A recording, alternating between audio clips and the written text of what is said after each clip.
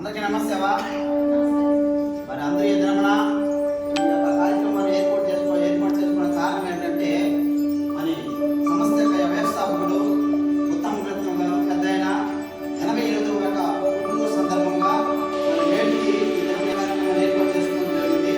ఆయన ఎక్కడున్నా కానీ ఆయన స్మరించుకుంటూ ఆయన ఆ రోజు ఎంతగానో కృషి చేశాడు కాబట్టి భార్య నుంచి కూడా నేను ఒకటి సేవా భావంతో నేను ఉన్నాను లేకుండా నేను చేసే ప్రతి పని కూడా భూమి మీద నిలిచిపోవాలని శ్రేష్టమైన ఉద్దేశాలు కలిగి అనేక శ్రమలు ఎదుర్కొని అనేక కూడా సేవలో స్టేట్ నుంచి సత్వపడి ఒకప్పుడు ఇందిరాగాంధీ ఉన్నప్పుడు కూడా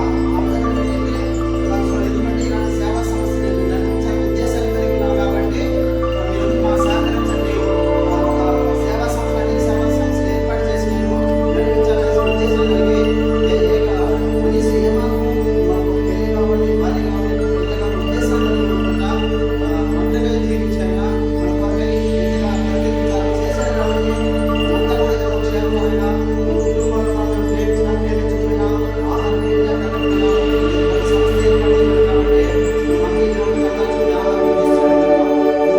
కష్టించి పని చేయకుండా ఏమాత్రం కోరుకోక కట్టుబడి ఆహారం ఇస్తున్నామంటే ఆయన భిక్ష తప్పనుకోవాలి. కాబట్టి ఆయన ఆస్తి ఎక్కడైనా సంతోషంగా ఉండాలని మళ్ళీ ఇలాంటి వ్యక్తులు మానేసినటువంటి ఉదయాన్ని మనసులో మహానుభావుడు కాబట్టి ఈ భూమి మీద పుట్టేయడం వల్ల అనేక మంది కుటుంబాలు చనిపోతున్నాం. అయితే ఇలాంటి మహానుభావులు పుట్టినది భూమి కలుపుకుంటూ ఉంటారు. అలాంటి వారు మళ్ళీ ఇదే భూమిని చూసుకుని లోకంలో జరిగే కష్టాలు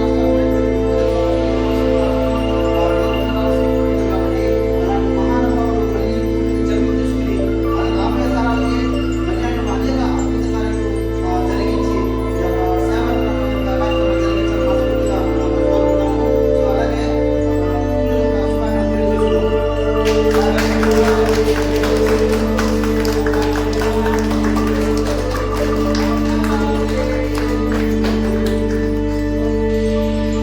శుభాకాంక్షలు చూసుకుంటుంటే మేము కూడా ఈ రోజు పనిచేసుకుంటే వాళ్ళు కాదు మీరు ఇప్పుడు ఉన్నంత వరకు నేను ఇచ్చే సందేశం ఏంటంటే మనం ఉన్నంత వరకు 30 మంది కుటుంబాలను ఒకే పాత్రలో చేసే ఆహారం చేస్తున్నాము.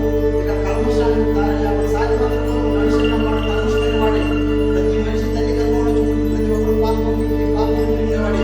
అయినప్పటికీ కూడా సాధ్యమైనంత వరకు మన హృదయాన్ని కాస్త మంచి చేసుకుంటూ ఇతరులకు హాని చేసే స్వభావాన్ని కలిగి ఉండకుండా సాధ్యమంతా కలిసిమెలిసి ఒకరి పట్ల ఒకరు ఐక్యత స్వభావం కలిగి మంచి మనసుతో మంచి ఉద్దేశాలు కలిగి మంచి ఆలోచన కలిగి ఎప్పుడైతే జీవిస్తామో ఆయన పెట్టిన ఆహారానికి మనం తిన్న దానికి ఒక సార్థకం అనేది ఉంటుంది. కాబట్టి దయచేసి సాధ్యత మనం కలిసిమెలిసి ఉండాలని మనసు కోరుకుందాము.